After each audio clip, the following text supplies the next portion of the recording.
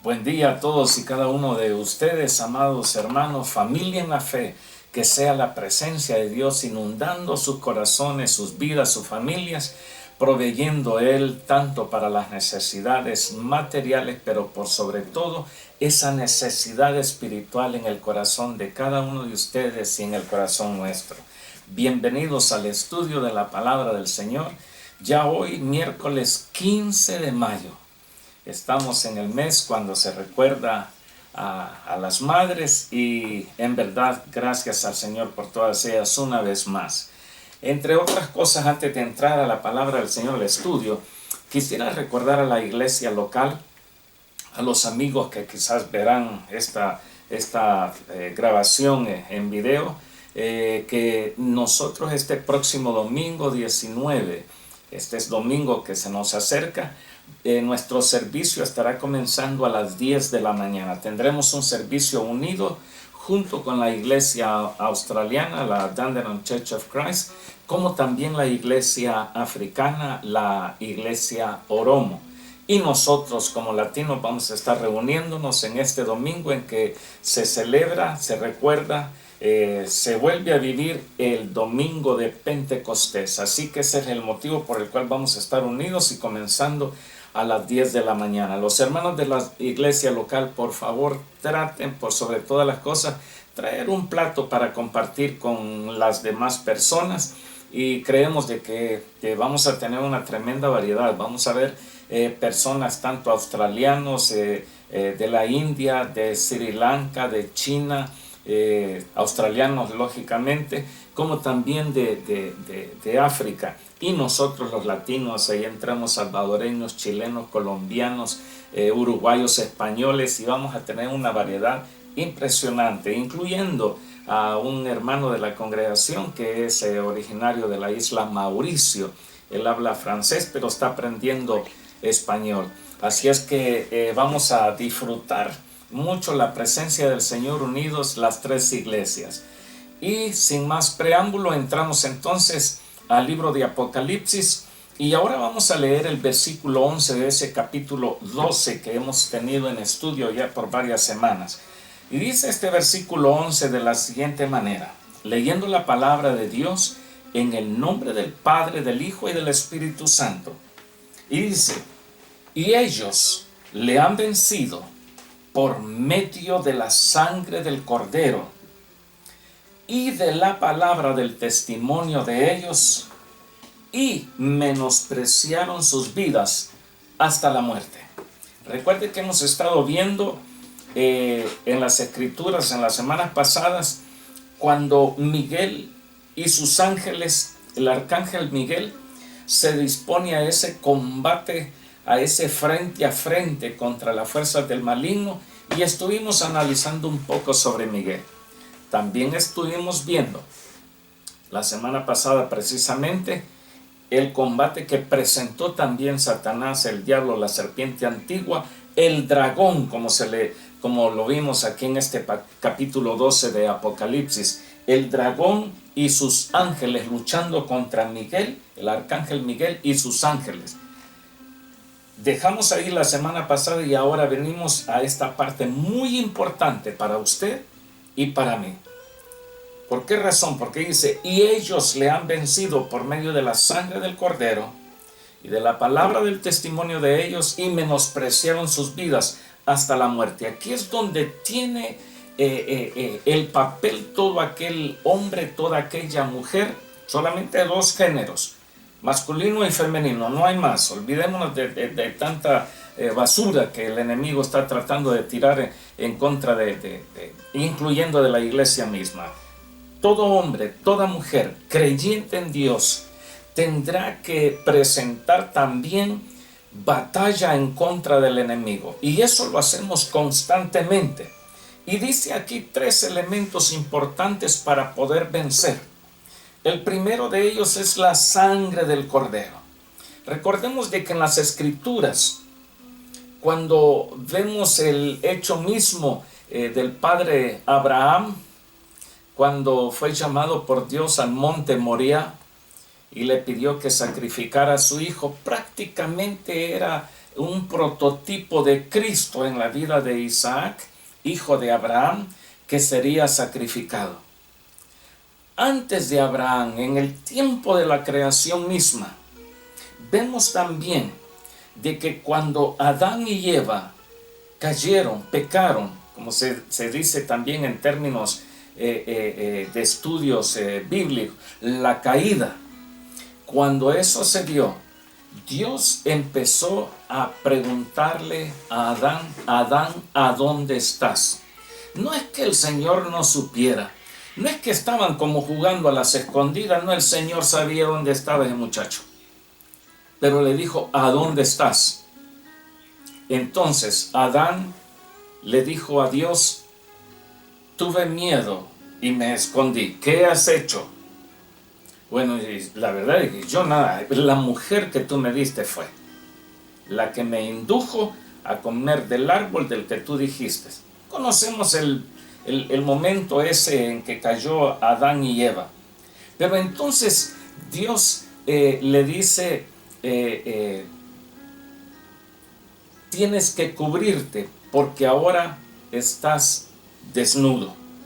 Entonces Dios, para cubrirlos, tuvo que derramar sangre para cubrir la vergüenza y la desnudez de tanto de Adán como de Eva.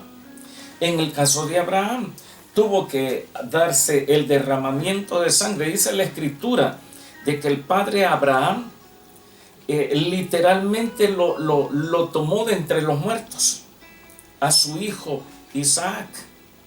Siempre vemos de lo que Dios instituyó por medio de Moisés, que tenía que derramarse la sangre de un animal inocente en el día de la redención para poder cubrir los pecados de todo el pueblo.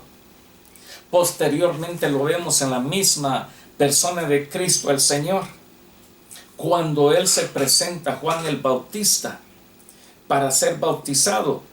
Juan el Bautista le dijo, ¿tú vienes a mí siendo yo quien necesita ser bautizado por ti? ¿Tú vienes a mí? ¿En verdad quieres que te bautice? ¿Estás diciendo esto en broma o yo me lo estoy imaginando o suponiendo? Y el Señor le dijo, no. Hagamos esto para que se cumpla toda la Escritura. Y Juan el Bautista dijo algo. He aquí el Cordero de Dios.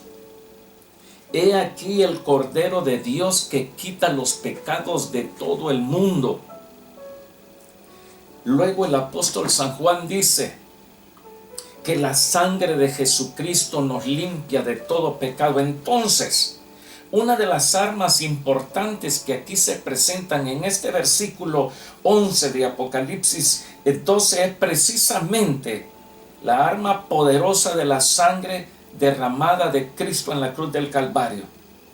Por medio de esa sangre, usted y yo tenemos redención de nuestros pecados. Es decir, el Señor Jesucristo compra nuestra limpieza, compra con su propia sangre y paga el precio por nosotros para que estemos limpios delante de Dios el Padre. Efesios capítulo 1, versículo 7, dice la Escritura, en quien tenemos redención por su sangre, el perdón de pecados, según, esto me encanta, bendito sea Dios Padre, según las riquezas de su gracia.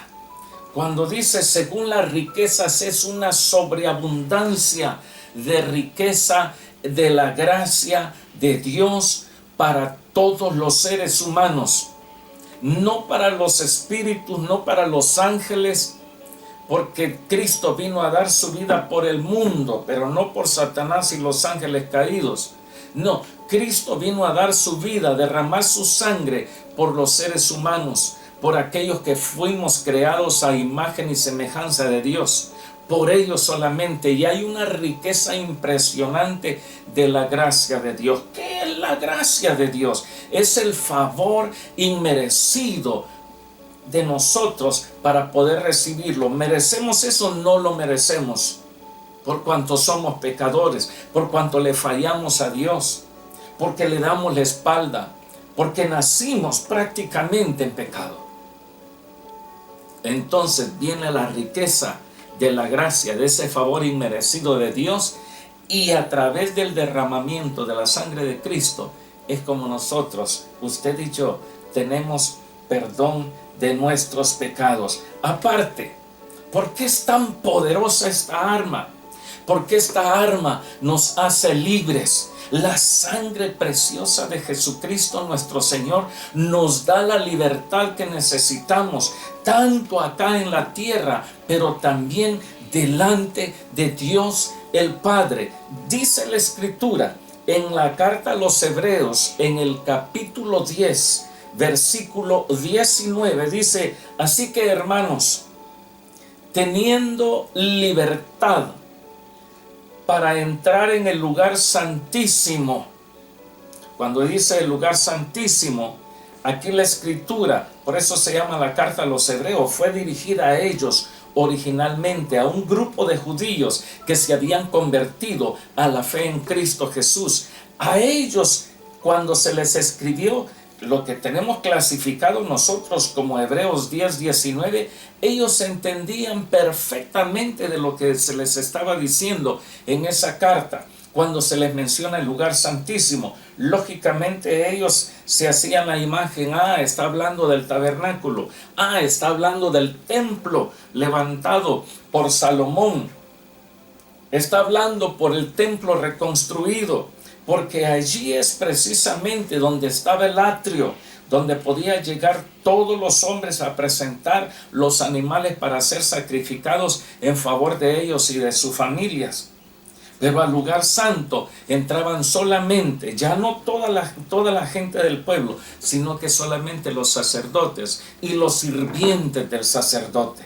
Allí es donde entraba el sacerdote a poner incienso en ese incensario de oro. Allí es donde estaban los panes de la proposición. Allí es donde estaba el candelabro. Allí entraba solamente el sacerdocio.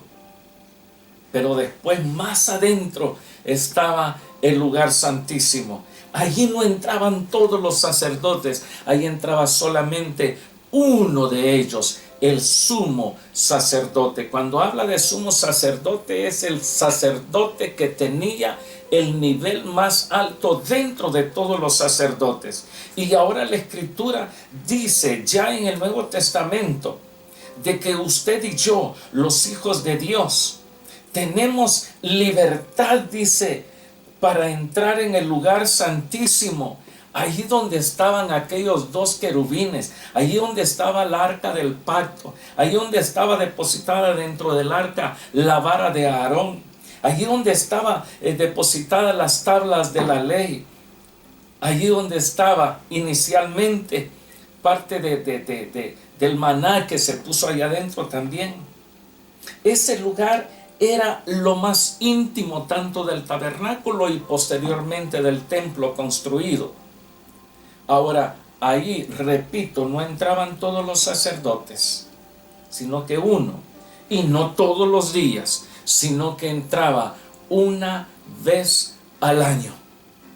Y es impresionante la historia de los que recuentan los judíos, de que cuando el sumo sacerdote entraba a ese lugar, por si acaso lo amarraban del pie con una cuerda fuerte, y en el borde de sus vestiduras unas campanitas. Entonces allá afuera en el lugar santo estaban otro grupo de sacerdotes y de sirvientes, los levitas. Allí estaban teniendo esa cuerda, y mientras el sumo sacerdote entraba a presentar la sangre derramada del cordero que había sido sacrificado para expiar los pecados del pueblo, si las campanitas sonaban, quería decir el sacerdote sigue ministrando. Pero si las campanitas dejaban de sonar, quería decir de que el sumo sacerdote estaba mal en la presencia de Dios, y a causa del pecado moría ante la presencia del Señor. Entonces esa era la función de la cuerda, sacarlo de allí, y el sumo sacerdote tenía que salir muerto. Ahora, la Escritura nos dice de que nosotros tenemos libertad para entrar a la presencia de Dios. Y esa arma es tan poderosa para presentarla contra nuestro archienemigo y decir: momento, Satanás, momento, demonio, momento, espíritu caído, momento, mensajero de las tinieblas. Tengo la sangre preciosa de Jesús derramada en la cruz del Calvario a mi favor, y con esta sangre te resisto. Bendito sea el Señor Jesucristo. Aleluya. Y así como dice la Escritura que hemos leído en este versículo 11, que ellos le vencieron por la sangre derramada de Cristo, por la sangre del Cordero. Segunda arma, habla la palabra del testimonio de ellos. Le han vencido por la sangre del Cordero, pero le han vencido también, número 2, por medio de la palabra del testimonio de ellos. Prácticamente, cuando dice la palabra del testimonio, se refiere a una palabra profética, es decir, no a recontar qué es lo que va a pasar en el porvenir, no, directamente se refiere a la proclamación verbal que nosotros hacemos en el nombre del Señor, a una palabra que nosotros la damos a conocer a través de los evangelios, de las cartas inspiradas por el Espíritu Santo, tanto en Pablo, en Pedro, en Juan. Es entonces cuando nosotros levantamos nuestro testimonio, presentamos nuestro testimonio, y esa es una segunda arma muy poderosa. Dice la Nueva Versión Internacional de este versículo 11, dice: ellos lo han vencido por medio de la sangre del Cordero, es lo que acabamos de ver, y por el mensaje del cual dieron testimonio. No valoraron tanto su vida como para evitar la muerte. Es decir, el buen testimonio es algo público y es algo privado. Es ahí donde nosotros nos movemos con nuestro testimonio, y es de gran importancia que nuestro testimonio esté a un nivel alto y no un testimonio donde pueda ser pisoteado, donde podamos nosotros ser pisoteados tanto por los hombres como por los demonios y por Satanás mismo. En el libro de Job, en el capítulo 16, si buscan su Biblia, por favor. Bendito sea Dios por el café. Versículo 19. Job 16, 19. Dice Job, escuchen lo que dijo: mas he aquí que en los cielos está mi testigo. Y dice: y mi testimonio en las alturas.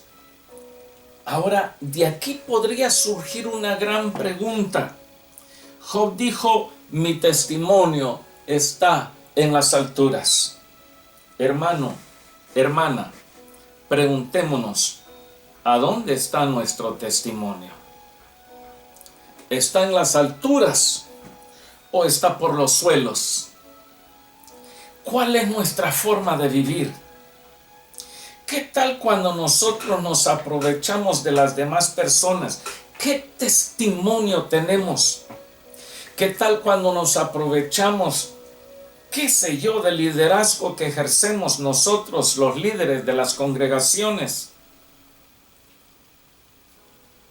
La Escritura nos dice en el Nuevo Testamento, el Señor Jesús decía: hipócritas, ustedes le ponen carga a los hombres cuando ustedes mismos ni siquiera con un dedo las quieren empujar.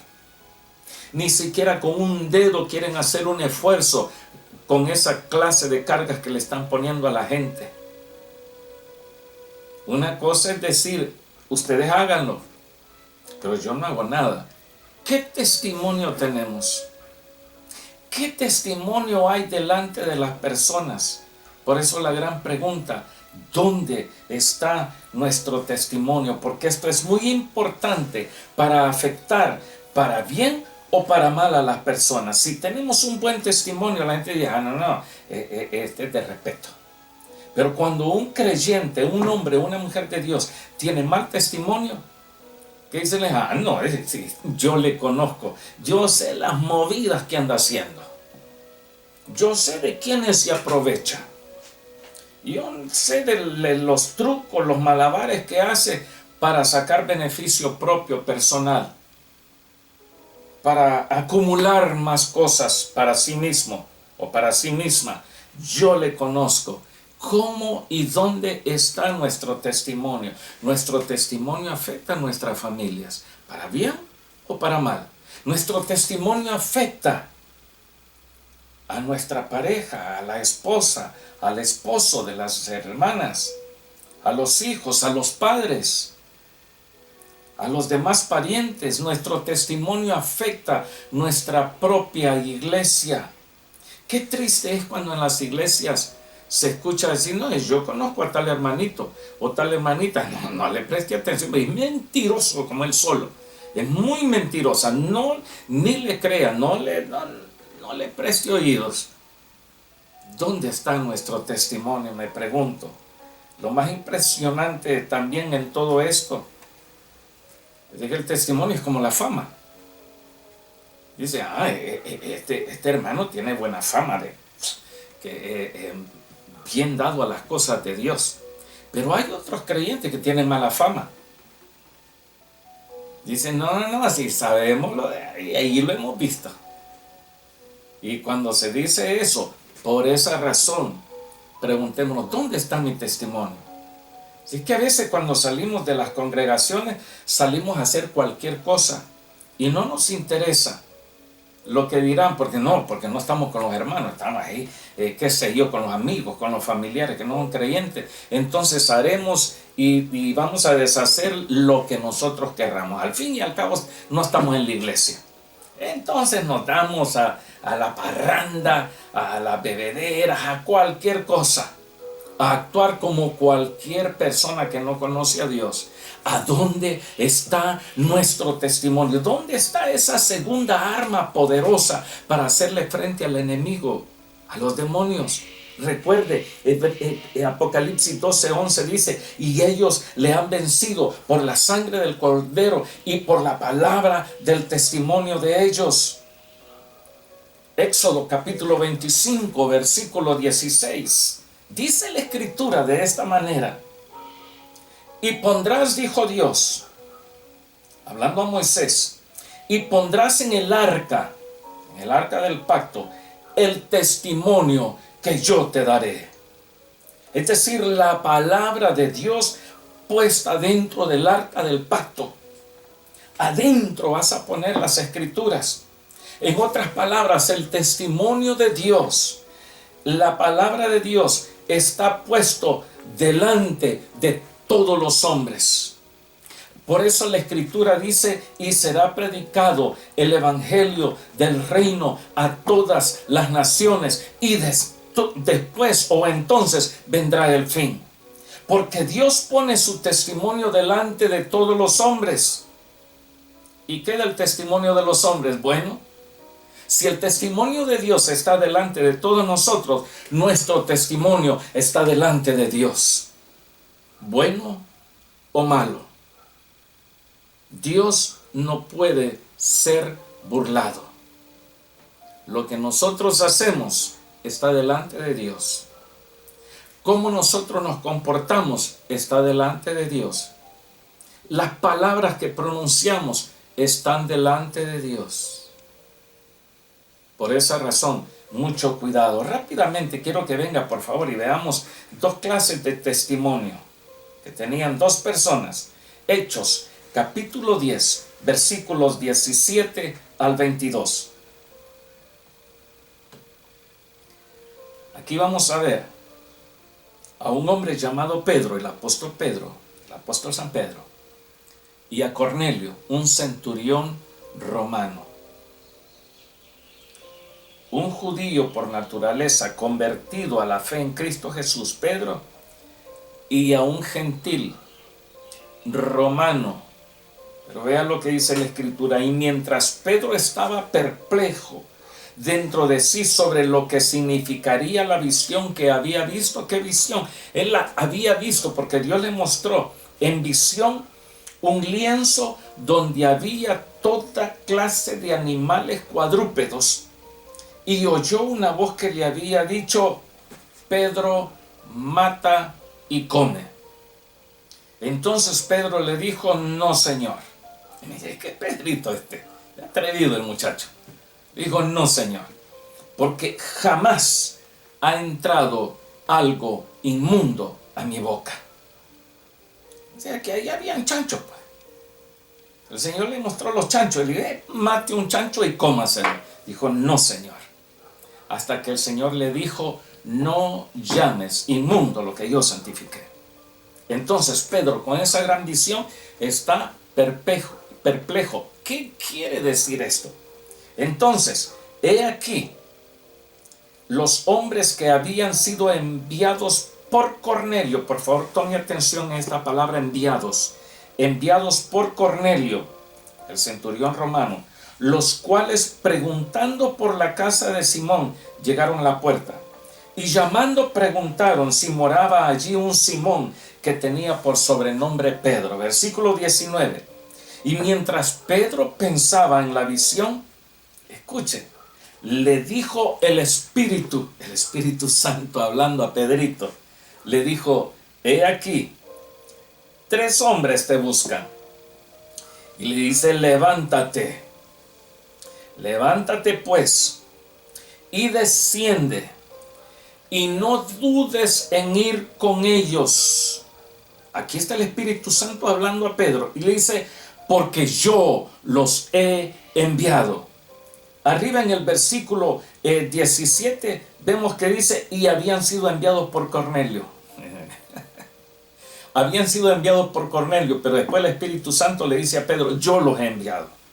Versículo 21. Entonces Pedro, descendiendo a donde estaban los hombres que fueron enviados por Cornelio, les dijo: he aquí, yo soy el que buscáis.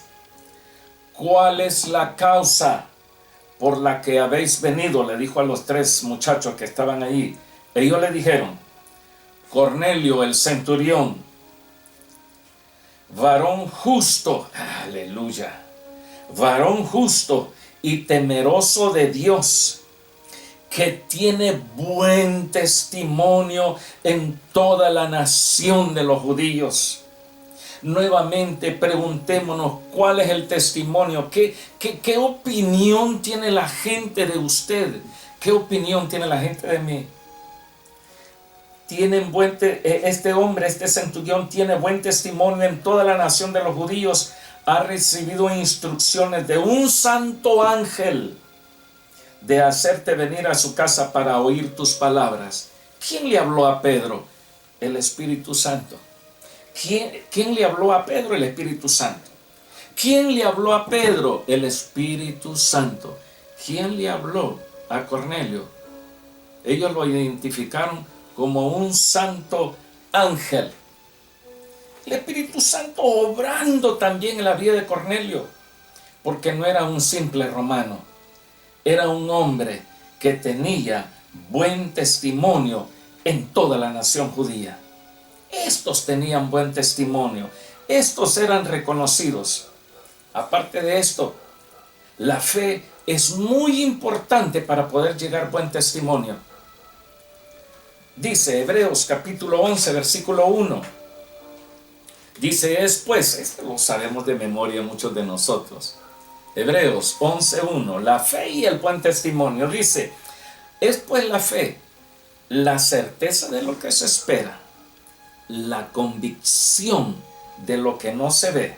Y el versículo 2 dice: porque por ella, ¿por quién? Por la fe alcanzaron buen testimonio los antiguos, refiriéndose a los que habían sido antes de los hebreos, antes del escritor a los hebreos, antes de Cristo Jesús. ¿Qué tal si hablamos de Zacarías? ¿Qué tal si hablamos de Jeremías? ¿Qué tal si hablamos de Ezequiel? ¿Qué tal si hablamos de Job? ¿Qué tal si hablamos de Gedeón, de Jefté, de mujeres como Débora, mujeres como Esther, que la fe de ellas fue impresionante ante los ojos de los demás? Yo imagino a Esther, después que se desarrolló todo ese gran problemal que se había levantado contra todo el pueblo judío, ¿qué opinión llegó a tener la gente de aquella mujer que estaba en el trono? Decían: bendita, bendita sea Esther, bendita sea la reina Esther, que porque ella tuvo una fe inquebrantable, porque ella tuvo una fe en Dios y menospreció su vida prácticamente hasta la muerte. Por ella nosotros ahora seguimos como nación. Padre, bendice a esa mujer. Oh, que la gente pudiera decir lo mismo de su testimonio en usted, por la fe que usted vive, que la gente pueda decir lo mismo de mí, pero que no digan cosas malas. Por eso es la gran importancia de esas tres armas para vencer el enemigo: la sangre del Cordero, el buen testimonio, porque ¿a dónde está nuestro testimonio? Y donde está nuestro testimonio, donde está nuestra fe, ahí está nuestra alabanza y nuestra adoración a Dios. Salmo 148, versículo primero, dice la Escritura: alabad a Jehová desde los cielos, alabadle en las alturas. Allá donde está nuestro testimonio, allá donde está nuestra fe, ahí tiene que estar nuestra alabanza y nuestra adoración. Por esa razón, en los lugares donde se congrega el pueblo santo de Dios, no gente que no peca, sino que gente que ha sido apartada para el servicio de Dios. No confundamos las cosas, porque nos metieron aquí en la cabeza siempre: santo, santo, santo, santa, santa, santa, alguien que no comete pecado. La Escritura dice que si alguno dice que no comete pecado, es mentiroso, porque todos fallamos, de palabra, de pensamiento o de obra. Pero si alguno hubiese cometido pecado, abogado tenemos para con el Padre, a Jesucristo el justo. Entonces nuestra alabanza y nuestra adoración debería de estar siempre en las alturas. Habacuc capítulo 3 versículo 17. Por eso dice este profeta, las palabras impresionan. Dice: aunque la higuera no florezca, ni en las vides haya frutos, aunque falte el producto del olivo, y los labrados no den mantenimiento, y las ovejas sean quitadas de la majada, y no haya vacas en los corrales. Y sigue la Escritura: con todo, dice, yo me alegraré en Jehová. Es decir, en medio de la escasez, en medio de la pobreza, en medio del tumulto, en medio de la presión, en medio de la angustia, en medio del dolor, en medio de la desesperación, en medio de las presiones que vienen al alma, en medio de tantas cosas que nos agobian en este mundo, el profeta decía: con todo yo me alegraré en Jehová y me gozaré en el Dios de mi salvación. Esto es lo que hace la diferencia en una persona que tiene su testimonio en las alturas y otra persona, otro creyente que tiene su testimonio por los suelos. Cuando el testimonio está por los suelos, entonces ya no hay nada más que hacer. Pero cuando el testimonio está en las alturas, entonces nosotros nos levantamos en medio de las circunstancias difíciles y nos gozamos en el Dios de nuestra salvación. Bendito sea su nombre. Y es más, dice: Jehová el Señor es mi fortaleza, el cual hace mis pies como de ciervas, de esos animalitos tan rápidos. Y dice: y en mis alturas me hace andar. Que no haya situación alguna, que no haya problema alguno que venga a frenarte y a tumbarte, nos podemos levantar en el nombre del Señor y echar mano a esa segunda arma para vencer al enemigo. Tercera arma, el sacrificio personal. El Espíritu de Dios, el Espíritu del testimonio, el Espíritu nuestro, cuando nuestro testimonio está bien en las alturas, entonces como que retamos al enemigo, retamos al diablo, que el enemigo anda ya, véngase entonces, quiere batalla, le presentaremos batalla entonces, porque soy un hijo de Dios, soy una hija de Dios, deben decir todas las hermanas en la fe. Soy una hija de Dios, soy una guerrera de Dios. Soy una sierva que ha sido lavada con la sangre del Cordero. Soy una sierva, soy un siervo de Dios lleno del Espíritu Santo. He hecho mano a la sangre del Cordero, he hecho mano al testimonio personal mío. Sé lo que yo vivo delante de Dios y delante de los hombres. Por esa razón, eso es lo que nos ayuda para nosotros salir adelante, cueste lo que cueste. A través de los siglos, nosotros tenemos la historia que nos da un recuento de cuánto el enemigo ha tratado de eliminar, de exterminar, de matar, de terminar de una vez por todas con el pueblo escogido de Dios llamado Israel, pero también con la iglesia de Jesucristo nuestro Señor.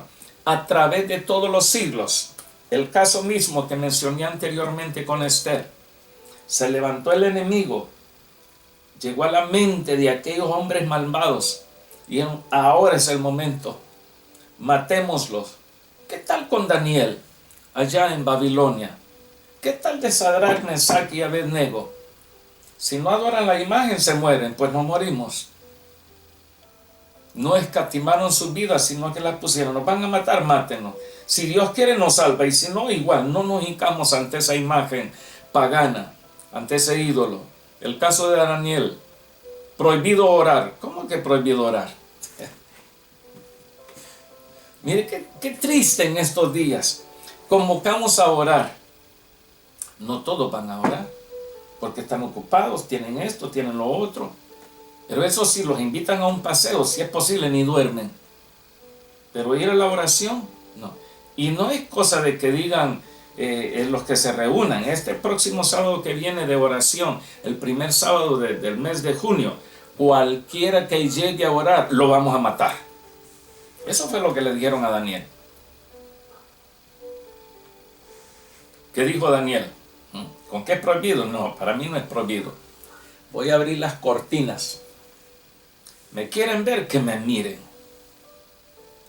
¿Quieren decir algo en contra mía? Que lo digan, pero algo serio, real, no ficticio, no calumnias, no chismes, no habladuría. Que me vean orar. ¿Y qué dijeron? Allá está Danielito orando. ¿Acaso no fue un decreto tuyo? Sí, tráiganlo entonces. El rostro del rey decayó, una gran tristeza, porque dijo, este buen muchacho va a ser sacrificado. Al horno de fuego, no, a los leones. Y yo imagino cuántos judíos no quiso orar ese día. Pero Daniel dijo, no, aquí seguimos adelante. El sacrificio personal. La iglesia, ¿acaso la iglesia no ha sido amenazada? Miren lo que hicieron los romanos en el primer siglo. Después de la muerte del Cordero, traigan a los cristianos, métanlos al Coliseo, que nos diviertan. Y allá soltaban a aquellas bestias, leones, a devorar familias enteras, niños pequeños. Ahí se eran sacrificados. Pero esos creyentes estaban dispuestos a seguir adelante. ¿Qué de las torturas que hizo la Iglesia Católica en contra del cristianismo? Y que nosotros somos los únicos cristianos. Y estos son herejes, traigan, hay que matarlos. ¿A dónde el Señor dijo, maten a la gente? El Señor dijo, no, no matarás. Si alguien te golpea en la mejilla derecha, ponle también la otra. ¿Y qué hizo la Iglesia Católica? No, tráiganlos y hoy los matamos. Los torturaban brutalmente, cruelmente, sádicamente. Los obligaban a retractarse de la fe. Y muchos decían, no me retracto. Entonces va a la hoguera. Los empalaban. Ponían una asta grande, gruesa, y los sentaban ahí hasta que los atravesaban por la boca. Tortura, lo que a usted se le imagine, lo hacían, queriendo silenciar al pueblo de Dios. Y le digo una cosa, más de 2000 años han pasado y no pueden contra la iglesia de Cristo, porque el enemigo se levanta como un río impetuoso, pero Dios, Jehová de los ejércitos, levantará bandera en contra de nuestros enemigos para darnos la salvación y la salida. Hermanos amados, no tengamos en poco lo que nosotros tenemos que presentar para pararnos firmes en nuestra fe ante todas las cosas.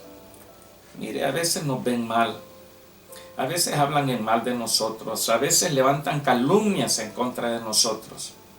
Y si por esas razones tendríamos que dejar todo tirado, entonces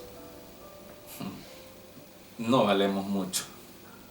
Pero si nosotros decimos, me recuerdo las palabras del Señor Jesucristo, cuando dijo, si esto están haciendo en el árbol verde, refiriéndose a sí mismo, ¿qué no van a hacer en las ramas secas? Que somos usted y yo. Hermanos amados, la sangre del Cordero, nuestro testimonio, que tiene que ser buen testimonio, y menospreciar nuestras vidas, son tres armas poderosas contra del enemigo. Dice la Escritura, Hebreos 12, versículo 4, porque aún no habéis resistido hasta la sangre, combatiendo contra el pecado. Y termino con esta cita bíblica, Apocalipsis capítulo 2, versículo 10. No temas en nada lo que vas a padecer. He aquí, mire las palabras del Señor, he aquí el diablo echará a algunos de vosotros en la cárcel para que seáis probados y tendréis tribulación por 10 días. Y el Señor dijo algo tan poderoso, y con esto termino: sé fiel hasta la muerte y yo te daré la corona de la vida. Que Dios les bendiga, que Dios les prospere, que Dios les ilumine y les dé la fortaleza que necesita usted y que necesito yo. Bendice a tus hijos, papá, te lo pido en Cristo Jesús. Amén y amén. Hasta luego.